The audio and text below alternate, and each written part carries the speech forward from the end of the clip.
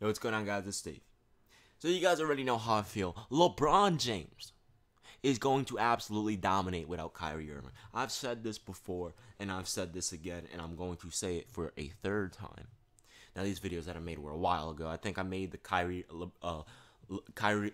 should leave, LeBron would be better. I think I made that like back in, I don't know, May of 2016 before the finals started. Okay, so a long time ago, and which boosts my credibility. But anyway, and then I made one like 6-7 months ago. But anyway, that's besides the point. Look, Kyrie Irving wants to leave. We all get that. He wants to be Superman, but who cares? Get out of here. Whatever. Go do your thing. But I've said this before. When LeBron plays with other superstar players, first of all, let me bring this up. LeBron James has a certain trait that I don't like, and I said this is the one thing that really plagues LeBron's career. He gets too passive sometimes. Okay, I remember watching LeBron James in Miami. He would get passive. Now, I've been watching LeBron since he was 22 years old. 22 years old.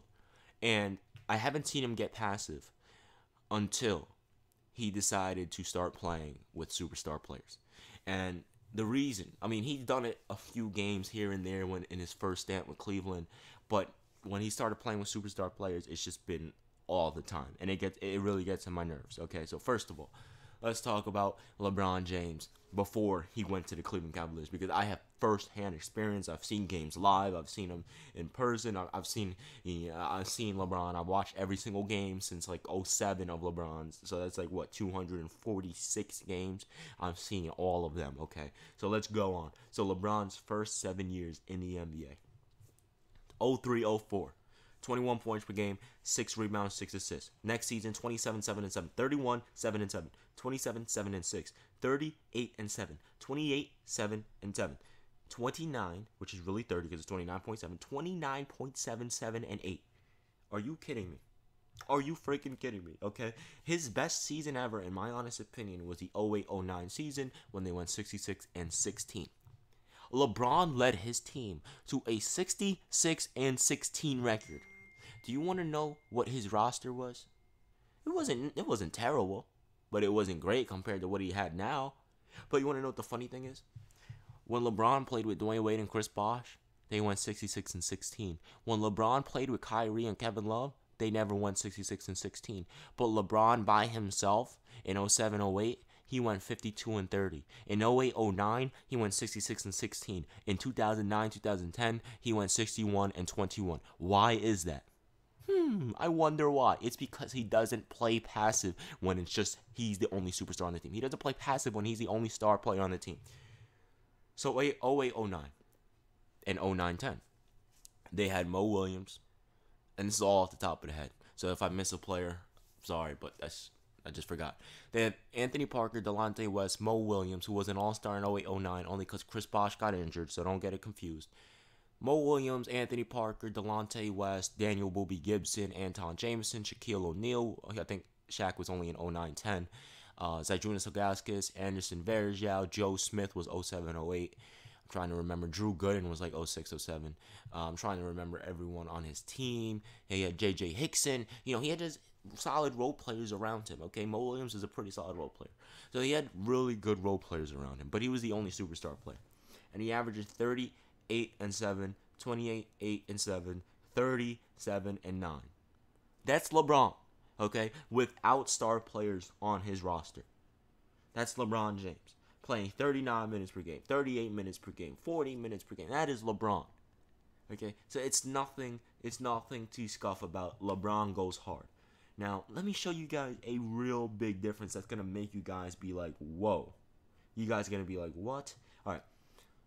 So 2008-2009, like I said, his best season ever. It was supposed to be LeBron versus Kobe in the finals. They had the puppets, they had the commercials, they had the advertisements, they had the logos, they had everything. It's like the whole league. It's like David Stern wanted. I almost said Donald Trump. It's like David Stern wanted LeBron and Kobe to face each other because he did. Money. That would be so legendary. Both in their prime. That would have been historic. At least we got to see Kobe versus Melo in their prime. But anyway. 08-09, LeBron James loses to the Orlando Magic in the Eastern Conference Finals. But get this. He played and he averaged 35 points per game, 9 rebounds per game, 8 assists, 2 steals, and 2 blocks per game. You think, oh, that's not, that's pretty good. 51% shooting, 33% from 3, and 75% from the free throw line. LeBron, when he is by himself doing all the work, is an absolute nightmare. Now, I know people are going to say, Steve, he was young. He was like 24, 25 at that time. He can't do that anymore. He can't do that anymore. LeBron James can't do that anymore. Are you kidding me? LeBron James, without Kyrie Irving, in the 2015 NBA Finals. Do you want to know what his stat line was? He played 46 minutes per game at the age of 30. And he averaged 36 points per game, 13 rebounds, 9 assists, 1 steal. 36 points per game, 13 rebounds, and 9 assists. And people have the audacity to say LeBron's going to suck without Kyrie? Come on, let's chill out with that for a second. Look, I've said this and I've said this. So let me get to LeBron James when he went to Miami, and you guys are going to see the big difference. LeBron James in the 2010-2011 NBA season. Okay, because honestly, he plays passive when he plays with star players, and it pisses me off. So LeBron James, 26 points per game, 7 rebounds, 7 assists. Next season, 27, 7, and 7. He pretty much averaged 27, 7, and 7 with Miami. However, with Cleveland, he averaged 29, 7, and 8 in his first 7 years. Now, I know what people are going to say. Steve, obviously, he's going to average more. But you want to know where it really matters, where his averages really matter? In the NBA playoffs. In 2010-2011, 23 points per game? Do you remember that meltdown that we saw against the Dallas Mavericks? He didn't even want to touch the ball. It's not that he was afraid to touch the ball. It's he was thinking, all right, D-Wade, you're a superstar. You're the third best player on the planet right now. Come on. And he was like, all right, Bosh, you're the best big man on the planet right now. Come on. He wasn't. It's not that he was scared. It's just and they all three of them said this. They didn't know when to take over, who to give it to take over, because they were all dominant and they were all like, oh, LeBron could do it, or oh, Bosh will do it, or oh, D-Wade will do it. So that's why it looked like he choked, which he did. It was absolutely embarrassing. All right. Just LeBron plays better when he doesn't play with star players, because he knows and he goes full 100% all the time. Does it make sense that at a younger age with less help, he has a better record in terms of, the regular season? He leads his team to better records. Okay? And by himself, his averages are all high. Does that make sense to you? That his teams do better when he plays by himself? Now, obviously, he doesn't have the success rate. Okay? But you have to remember, that was when he was young. Imagine LeBron now. Obviously, he lost in 2015. But he still has Kevin Love to help. He still has Derrick Rose, even with Kyrie gone. So now he's going to have to be more aggressive. He's going to be dominating. He's going to be averaging 30, 8. Dude, in the 2017 finals, he averaged a triple-double. A freaking triple-double. And guess what? Kevin Love showed up for 1 game. Kyrie showed up for like 2 games.